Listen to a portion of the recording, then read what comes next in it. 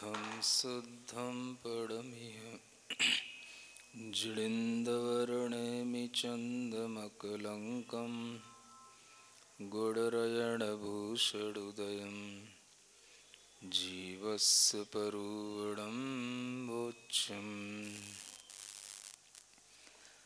गोमठ सारजीव कांड ग्रंथराज में सम्यक्त मार्गणा चल रही है। आज उसका समापन हो सकता है। सम्यक्त मार्गणा में सम्यक दर्शन, मिथ्या दर्शन, उसके साथ साथ सासाधन सम्यक दर्शन, सम्यक मिथ्या, तो इन सब भावों को भी बताया जाता है।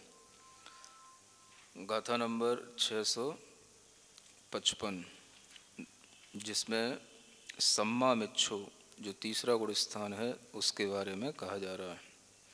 सद्दहणा सद्दहणम जस्य जीवस्य होइत चेसु वीर्या विरयेण समे सम्मा मिच्छोत्तिणायभ्यो। ये सम्यक मिथ्यात्व के बारे में कहा गया।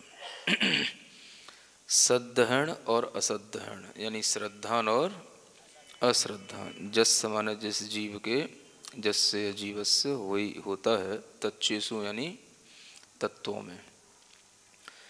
तो जिसके लिए तत्वों में श्रद्धान भी हो और अश्रद्धान भी हो, समय माने एक साथ हो, उसको कहते हैं सम्मा मिच्छोत्तिणादब्बो। उसे सम्यक मिथ्यात्व जानना चाहिए।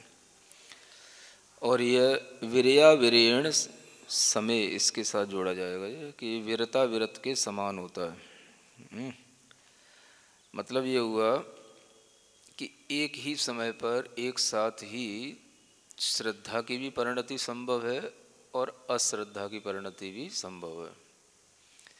तो ये श्रद्धा और अश्रद्धा अलग अलग नहीं है, ये दोनों एक साथ मिली हुई होती हैं। अब ये कैसे मिली हुई होती हैं, कैसे इनका परिणाम होता है, यह तो इस परिभाषा से ही समझ में आ सकता है कि उसका दोनों ओर मिला जुला परिणाम होगा।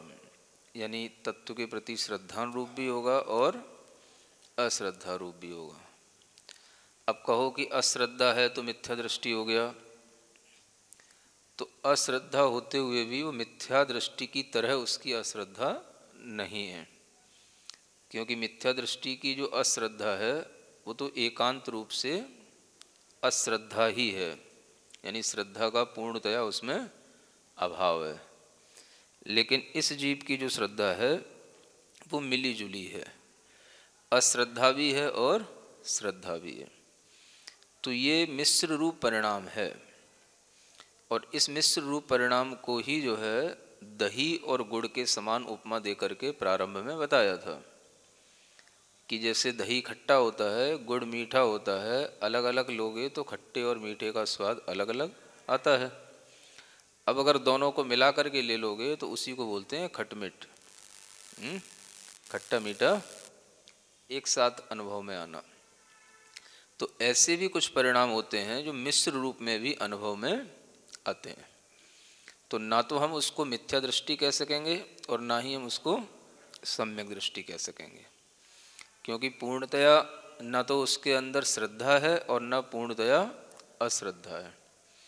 तो ऐसा जो मिला जुला परिणाम होता है वह ना तो पहले गुण स्थान का रूप में कहा जाएगा ना चौथे गुण स्थान के रूप में कहा जाएगा, क्योंकि चौथे गुण स्थान में श्रद्धा है और पहले गुण स्थान में अश्रद्धा है। ये बीच का भाव है। तो ऐसे जीव के अंदर का परिणाम किस रूप में होता है, कैसे वो परिणाम को मैनेज करता है, ये तो उस कर्म प्रकृति का अनुभव करने वाला जीव ही जानेगा। तो उसकी ये श्रद्धा और अश्रद्धा दोनों रूप जो परिणति है वो मिश्र गुण स्थान में बनती है। अब इस परिणति को हम बहुत देर तक अनुभव में भी नहीं ला पा सकते, क्योंकि इसका गुणस्थान का जितना भी काल है वो एक अंतर मुहूर्ती है। जगन्य काल भी अंतर मुहूर्त होता है, उत्कृष्ट काल भी अंतर मुहूर्ती होता है। तो केवल ये अंतर मुहूर्त काल के लिए ही इस तरह की मिश्र परिणति है। बाद में या तो वो श्रद्धा रूप परिणत हो जाएगी या अश्रद्धा रूप हो जाएगी। तो प्रायोगिक रूप से व्यवहारिक रूप में हम किसी के परिणामों को मिश्र रूप में देख नहीं पाएंगे और कोई अनुभव भी नहीं कर पाएगा, क्योंकि अंतर मुहूर्त का समय बहुत थोड़ा होता है। तो उस अंतर मुहूर्त के समय के लिए ही केवल इसका भाव बनता है। तो जो भाव वास्तव में अनुभव में आएगा या क्रिया में आएगा वो होगा मिथ्यात्व रूप या सम्यक्त रूप। इसलिए इस गुणस्थान की तुलना हम न मिथ्यात्व से कर सकते हैं और न सम्यक्त से कर सकते हैं। तो इसको ही समझाने के लिए एक उदाहरण भी दिया गया। खट्टा मीठा दोनों का स्वाद एक साथ आ रहा है, जब आप दोनों का मिक्सचर करके लेंगे तो फिर वो एक स्वाद नहीं कहलाएगा, दोनों का मिला जुला कहलाएगा। अब मीठा है तो खट्टा कैसे हो गया, वो खट्टा है तो मीठा कैसे हो गया, आप कैसे हो गया, तो आप या तो खा के देख लो या फिर जो है उसको सुन करके समझ लो, है ना। तो समझना तो पड़ेगा ही। और ऐसे भी समझने के लिए कहा गया उदाहरण दे करके लौकिक, और ये सिद्धांत का दूसरा उदाहरण भी दिया। ये भी एक सैद्धांतिक उदाहरण है कि एक ही समय में देशवृत्ति जीव विरत भी है और अविरत भी है। तो वह विरत भी और अविरत भी, विरता विरत दोनों एक साथ है। संयत है तो फिर असंयत कैसे, और असंयत है तो संयत कैसे, ये प्रश्न यहाँ भी आ सकता है। लेकिन दोनों परिणाम एक साथ भी होते हैं। तो इसी तरह की जैसे अपेक्षा इसमें हम लगाते हैं, ऐसे ही अपेक्षा से कुछ उसके लिए तत्व श्रद्धा की भी व्यवस्था है उसमें, और कुछ तत्व की श्रद्धा किसी अपेक्षा से नहीं भी है। तो ऐसा इसमें जो मिश्र परिणाम होगा उसी को सम्यक मिथ्यात्व कहा जाता है। ऐसे इस तीसरे गुणस्थान के विषय में जानना चाहिए। इसके आगे की गाथा 656। मिच्छादिट्ठी जीवो उवैठम पवयणम न सद्दहति सद्दहति असद्भावम उवैठम वा अणुवैठम। हाँ, अब यहाँ पर मिथ्या दृष्टि जीव के विषय में ये गाथा पहले भी आ चुकी हैं। जब शुरू में गुणस्थान पढ़ाया था तब भी ये गाथा आ चुकी थी। तो यहाँ पर पुनः इसलिए भी होता है कि आप किसी विषय को पढ़ रहे हैं तो उस विषय को पूरा का पूरा फिर से ग्रहण कर पाएँ। तो ये भाव पहले भी कहा था, मिथ्या दृष्टि जो जीव है वो उवैठम पवयणम न सद्दहति, जो उपदिष्ट प्रवचन है यानी भगवान सर्वज्ञ के द्वारा जो कहा हुआ तत्व है उस पर श्रद्धा नहीं करता। सद्दहति असत भावम, असत बातों पर श्रद्धा करता है। चाहे वो उवैठम व अणुवैठम, चाहे वो भगवान ने कही हो या ना कही हो, श्रद्धा उसकी किस पे रहेगी, असत बातों पे। असत माने जो चीज़ें नहीं हैं उन पर श्रद्धा होगी, है ना। तो इस तरह की श्रद्धा मिथ्या दृष्टि जीव की होती है। तो जो चीज़ें हैं नहीं है श्रद्धा उसी पर करता है वो, चाहे वो चीज़ें कही गई हों या नहीं कही गई हों। तो सम्यक दृष्टि जीव की श्रद्धा जो होती है वो उपदिष्ट प्रवचन पर होती है, और मिथ्या दृष्टि जो नहीं कहा गया है उसी पर श्रद्धा करता है। तो इस तरह से एक गाथा सम्यक दृष्टि के लिए भी पहले गुणस्थान के प्रकरण में आई थी। यहाँ पर केवल बस मिथ्या दृष्टि के लिए गाथा कह करके इसको पूर्ण किया गया है। अब ये विषय की प्ररूपणा तो यहाँ तक सम्यक मार्गणा की ये पूर्ण हो गई। अब ये केवल संख्या प्ररूपणा के लिए 3 गाथाएं हैं, जिसमें कि सम्यक दृष्टि जीवों की और मिथ्या दृष्टि जीवों की अंत में संख्या बताई जाएगी। तो ये 3 गाथाओं में केवल संख्या और पढ़ लेना है। गाथा 657। वासपुदत्तम खय्य वासपुदत्ते खय्य संखेजा जय हवंति सोहम में तो शंख पल्लठिदिये केवड़िया एव अणुपादे। कहते हैं वासपदत्ते खैया माने छायक सम्यक दृष्टि जीव हैं वर्ष पृथक्त्व में या पृथक्त्व वर्ष में।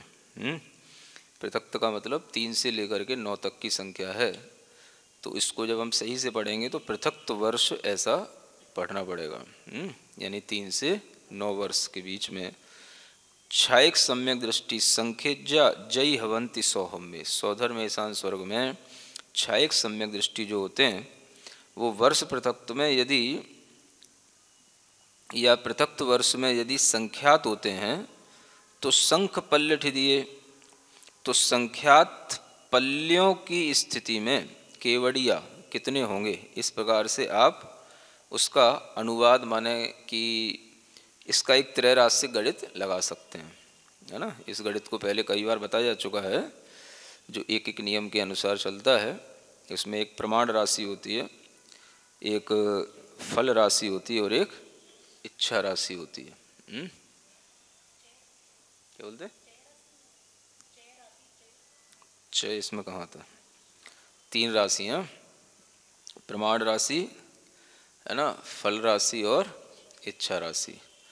तो प्रमाण राशि तो जैसे कि हमने कहा कि वर्ष पृथक्त्व वर्ष में संख्यात छायक सम्यक दृष्टि होते हैं, तो प्रमाण राशि हो गई पृथक्त्व वर्ष, है ना, फल राशि हो गई संख्यात, इच्छा राशि क्या हो गई, तो संख्यात पल्य में कितने होंगे, तो ये इच्छा राशि हो गई। तो इच्छा राशि को और फल राशि को गुणा कर देंगे, प्रमाण राशि का उसमें भाग दे देंगे, तो ये उस त्रय राशि गणित से निकल के आ जाता है। तो इस तरह से ही इसको निकाल लेंगे। तो इसमें जो संख्या आएगी वो नीचे लिखी हुई है कि पृथक्त्व वर्ष में संख्यात होते हैं तो संख्यात पल्यों में कितने होंगे, तो वो संख्या जो निकल के आएगी संखावली हिद पल्ला, पढ़िए गाथा नंबर 658, संखावली हिद पल्ला खैया तत्तोय वेदमुवसमगा आवली असंख गुणिदा असंख गुणहीणया कमसो। संख्यात आवली से भाजित पल्य, ये खैया माने छायक सम्यक दृष्टि जीवों की संख्या आ जाती है। यानी पल्य में अगर हम संख्यात आवली का भाग दे देते हैं तो संख्यात आवली से भाजित वह पल्य कहलाता है, इतनी ही छायक सम्यक दृष्टि जीवों की संख्या होगी। तत्व या वेदम उपसमगा, उसके आगे वेदक सम्यक दृष्टियों की संख्या और उपसमगा माने उपसम सम्यक दृष्टियों की संख्या नीचे लिखे अनुसार जानना। क्या कहते हैं? आवली असंख्य गुणिदा, जो छायक सम्यक दृष्टियों की संख्या है उसी में आवली के असंख्यात्मक भाग का गुणा कर देंगे तो आ जाएगी वेदक सम्यक दृष्टि जीवों की संख्या, क्योंकि छायक सम्यक दृष्टि से वेदक सम्यक दृष्टि जीव असंख्यात गुणे अधिक होंगे, इससे ये समझ सकते हैं। और असंख्य गुण हीणया कमसो, जो उपसम सम्यक दृष्टि होंगे वो छायक सम्यक दृष्टियों की संख्या में जब हम असंख्यात गुणा हीन कर देंगे तो वह उपसम सम्यक दृष्टि जीवों की संख्या आ जाएगी। तो इस तरह से छायक सम्यक दृष्टि, वेदक सम्यक दृष्टि और उपसम सम्यक दृष्टि जीवों की संख्या यहाँ पर बता दी गई। आगे कहते हैं पल्ला संख्य जदिमा सासण मिच्छाय संख गुड़िदाहु मिस्सा ते ही विहीड़ो संसारी वाम परिमाणम। फिर कहते हैं पल्ला संख्य जदिमा, पल्ल के असंख्यात में भाग सासण मिच्छा, यहाँ पर ये नाम थोड़ा नया सा दिया है, सासादन मिथ्या दृष्टि लिखा है। अगर इसको देखा जाए बाकी सब जगह पर जो नाम मिलता है वो सासादन सम्यक दृष्टि मिलता है। ये भी एक शोध का विषय है, ध्यान रखने योग्य बात है कि ऐसा सासादन सम्यक दृष्टि जिसकी रुचि मिथ्या रूप हो गई है, क्योंकि रुचि तो उसकी मिथ्या रूप हो ही गई, श्रद्धा उसकी बिगड़ गई, तो इस अपेक्षा से देखें, आगे होने वाली पर्याय की अपेक्षा से देखें तो उसे सासण मिच्छा भी कह सकते हैं, और पूर्व पर्याय की अपेक्षा से देखें तो उसे सासादन सम्यक दृष्टि भी कह सकते हैं। तो ये आचार्यों की विवक्षाओं से ऐसे ये अर्थ अलग अलग भी निकलते हैं। तो ये सासादन सम्यक दृष्टि जो होते हैं ये पल्ल के असंख्यात में भाग होते हैं, यानी ये इतने असंख्यात सासादन सम्यक दृष्टि जीव होते हैं। या शंख गुणिदाहु मिस्सा, और उससे भी संख्यात गुणे जो होते हैं वो मिश्र होते हैं, माने तीसरे गुण स्थान वाले जीव होते हैं। यानी दूसरे गुण स्थान वाले जीवों से भी संख्यात गुणे अधिक तीसरे गुण स्थान वाले जीव होते हैं। ते ही विहीणो संसारी वाम परिमाणम, वाम माने होता है उल्टा, मिथ्या परिणाम वाले यानी मिथ्या दृष्टि जीव जो संसारी जीव हैं, ते ही विहीणो, उनसे जो है आप कम कर दो संसारी जीवों को तो मिथ्या दृष्टि जीवों का परिमाण निकल आएगा। यानी जो ऊपर बताए हैं, अब संसार में कौन से जीव होंगे? सम्यक दृष्टि सब जीव ले लो, छायक सम्यक दृष्टि ले लो, उपसम सम्यक दृष्टि ले लो, वेदक सम्यक दृष्टि ले लो, है ना, दूसरे गुण स्थान वाले सासाधन सम्यक दृष्टि ले लो, और तीसरे गुण स्थान वाले ले लो। यही संसार में रहने वाले इतने सब जीवों को ले लो, उनसे जो है संसारी जीवों को घटा दो, कम कर दो, तो बाकी सब बचे सो मिथ्या दृष्टि जीव हो गए। तो ऐसे मिथ्या दृष्टि जीवों का परिमाण आ जाता है। ठीक है ना। अब इसमें सम्यक दृष्टियों में ऊपर के गुणस्थान वाले जीव भी ग्रहण कर लिए जाएंगे, क्योंकि इसमें केवल 4 गुणस्थान वाले जीवों से हम संसारी जीवों को संसारी जीवों में उन 4 गुणस्थान वाले जीवों को घटा देंगे तो मिथ्या दृष्टि जीव नहीं आएंगे। जितने भी सम्यक दृष्टियों सबको, तो सम्यक दृष्टियों में चाहे वो 5वें 6वें 7वें आदि कोई गुणस्थान वाले हों, या तो वो क्षयोपसम होंगे या छायक होंगे या औपसमिक होंगे, तो वो सब इसमें आ गए। तो माने सभी सम्यक दृष्टि जीवों की संख्या और सम्यक मिथ्यात्व और साधारण सम्यक दृष्टि, इन सब की संख्या को अगर संसारी जीवों में से घटा दिया जाए तो बची सो मिथ्या दृष्टि जीवों की संख्या हो गई। तो सीधा सीधा गणित है। तो इस तरह से ये संख्या मार्गणा भी पूरी हो जाती है, और ये सम्यक्त मार्गणा इस 659 गाथा तक पूर्ण हो जाती है। इस सम्यक्त मार्गणा के बाद में एक मार्गणा और आती है। अब 2 ही मार्गणा बची हैं देखा जाए तो, और आगे की मार्गणा जो है वो संगी मार्गणा है। क्या नाम है? हाँ, तो उसको भी पढ़ लेते हैं। णो इंद्रिय आवरण खओव समम तज्जबोहणम सन्ना सा जस्य सोदु सन्नी इधरो से सिंध अवबोहो। ये संगी मार्गणा को बताने के लिए कहा जा रहा है। नो इंद्रिय आवरण खओव समम, नो इंद्रिय आवरण का जो क्षयोपशम होता है, तज्ज बोहड़म, और उससे जो बोध उत्पन्न होता है, सन्ना, उसका नाम यहाँ पर संज्ञा है ना। ये तो आप सभी जानते ही हैं। सा जस्य सोदु सन्नी, और वह संज्ञा जिसके हो उसका नाम संगी है। तो संज्ञा जिसके हो उसका नाम संगी है। तो संज्ञा का सब नाम, तो वैसे संज्ञा अनेक प्रकार की होती है। एक तो किसी का नाम रखने को भी संज्ञा कहा जाता है। तो उसका नाम संगी नहीं कहेंगे जिसका नाम रख दिया गया। नाम तो हम किसी का भी रख सकते हैं। एक इंद्रिय जीव का भी नाम होता है, 2 इंद्रिय जीव के भी नाम होते हैं, है ना। तो किसी का नाम क्रमी है, किसी का नाम तनुंधरी है, किसी का नाम अनुंधरी है, किसी का नाम कमल है, कुछ है। तो नाम होने से सब संगी नहीं हो जाएंगे। तो इसलिए यहाँ पर ये परिभाषा बनाई गई। दूसरा, संज्ञा का मतलब क्या होता है? जो आहार आदि संज्ञाएं होती हैं।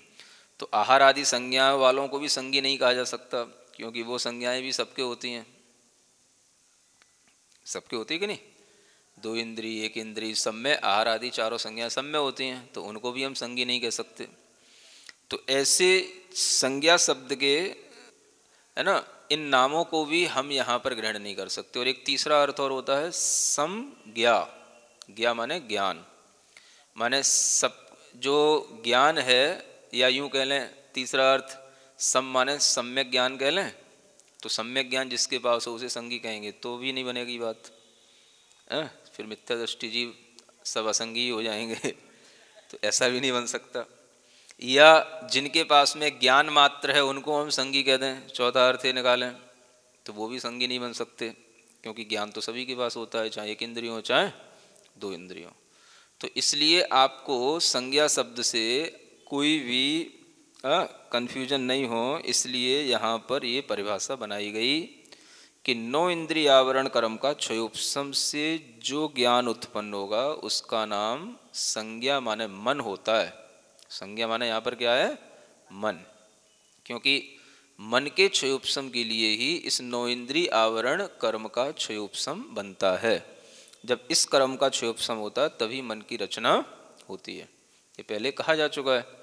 तो मन की जिसके पास में रचना हुई है, मन जिसके पास में है, उसका नाम है संगी। तो संज्ञा से मतलब यहाँ पर मन से हुआ, और मन का मतलब हुआ 9 इंद्रिय आवरण कर्म का क्षयोपशम और उससे उत्पन्न होने वाला ज्ञान। तो एक द्रव्य मन होता है, एक भाव मन होता है।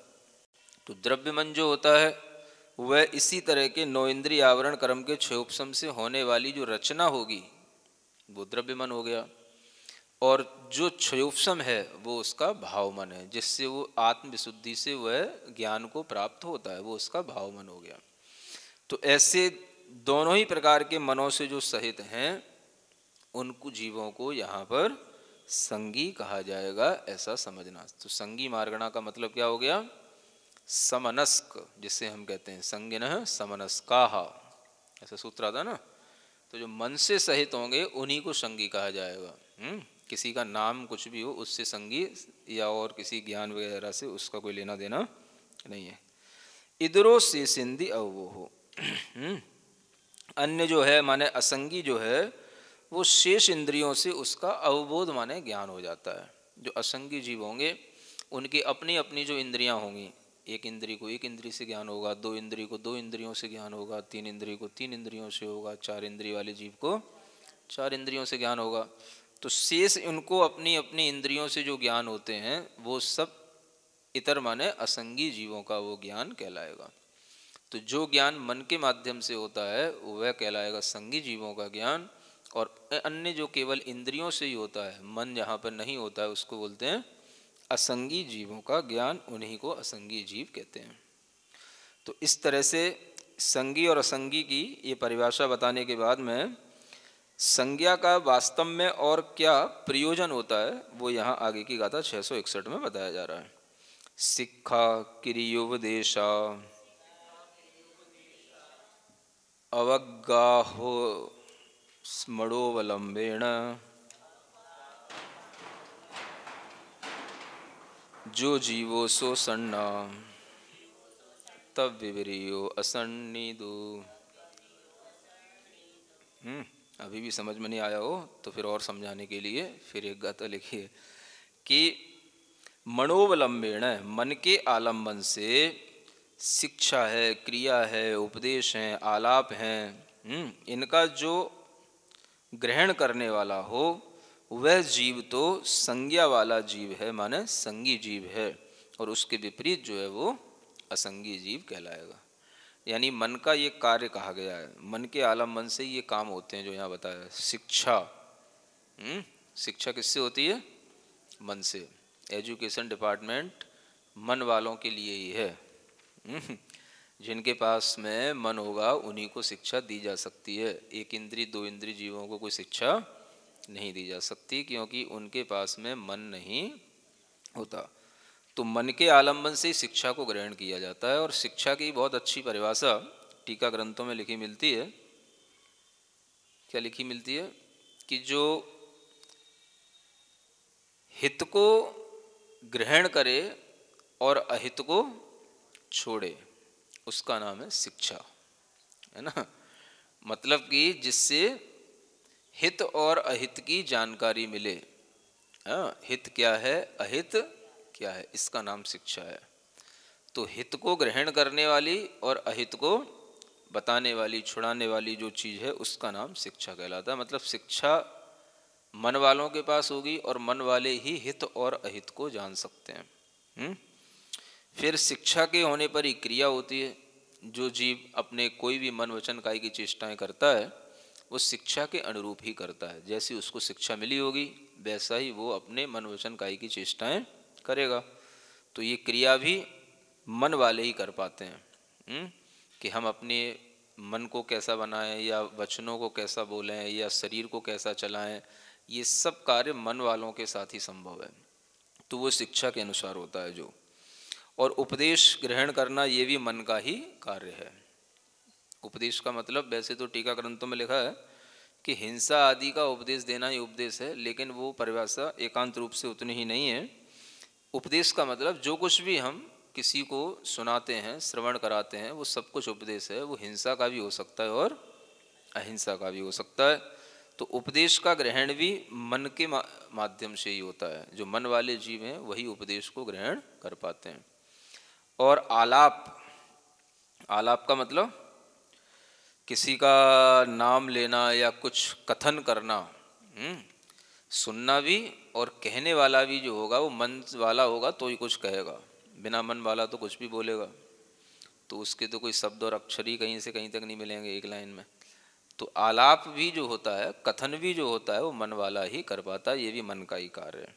इन सब को ग्रहण करने वाला जीव संगी जीव कहलाता है। और जो इन सब चीज़ों से रहे तो उसका नाम क्या समझ लेना?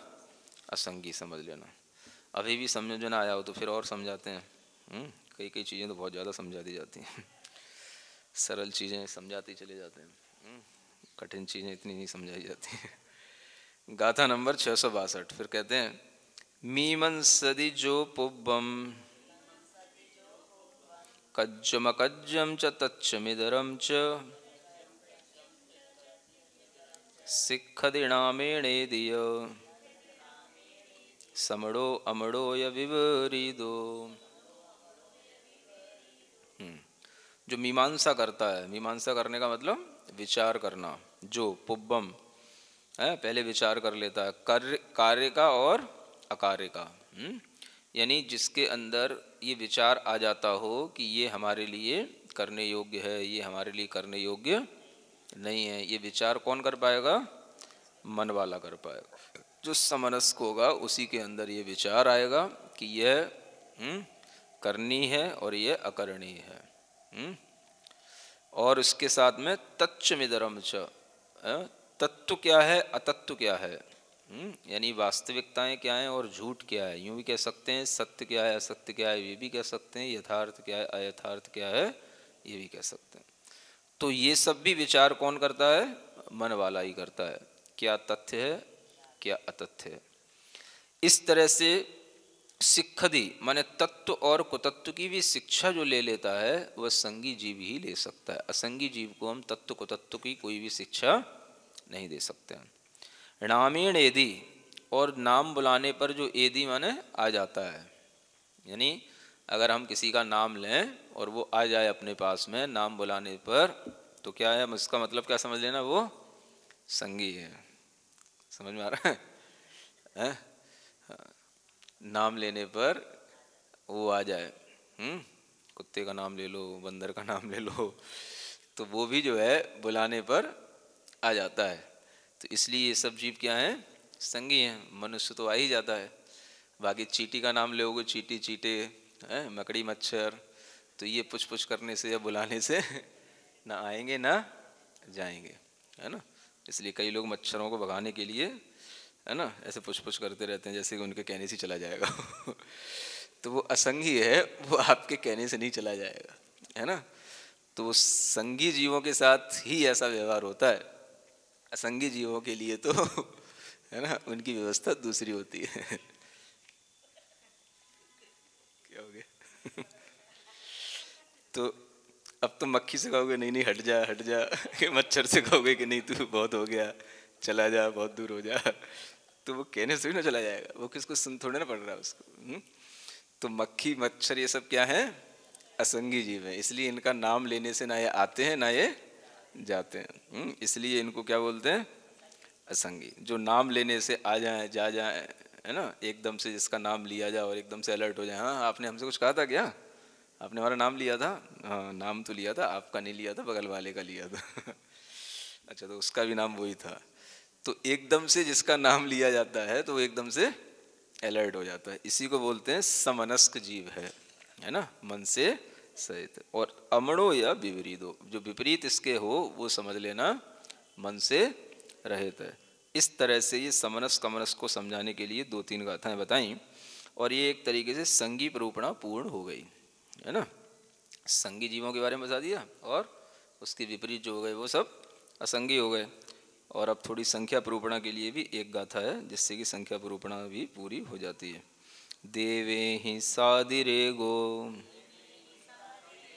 राशि संडीण होदि परिमाणम तीर्णूढ़ो संसारी सभ्येसिमसन्निजीवाणम। हाँ, क्या कहते हैं? देवे ही सादिरेगो, देवों से कुछ अधिक राशि जो होगी वो कहलाएगी संडीणम, संगी जीवों की वो राशि होती है। होदी परिमाणम, ये उनका परिमाण जान लेना। यानी संगी जीवों की संख्या कितनी है संसार में, तो देवों से कुछ अधिक कह दो तो संगी जीवों की संख्या आ जाएगी। क्यों कह दो? तो देव ही सबसे ज़्यादा हैं, है ना, और मनुष्य हैं, संगी जो तिर्यंश हैं या संगी जो नारकी हैं वो भी कम ही हैं। इसका मतलब सबसे ज़्यादा संख्या में संगी जीव जो होते हैं वो देव होते हैं।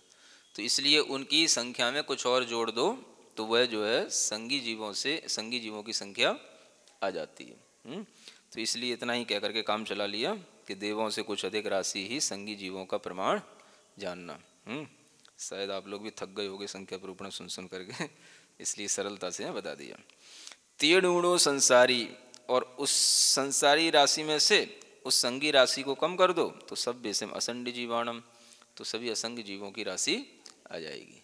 तो दो ही प्रकार के जीव होते संसार में, या तो संगी या असंगी। तो संसारी जीवों की जो राशि माने जो उनकी संख्या है उसमें से अगर हम संगी जीवों की संख्या कम कर देंगे तो असंगी जीवों की संख्या आ जाती है। इस तरह से आप संगी और असंगी जीवों की संख्या का प्रमाण जानकर इस संगी मार्गणा को पूर्ण रूप से जान जाते हैं। इस तरह से संगी मार्गणा भी पूर्ण हो जाती है।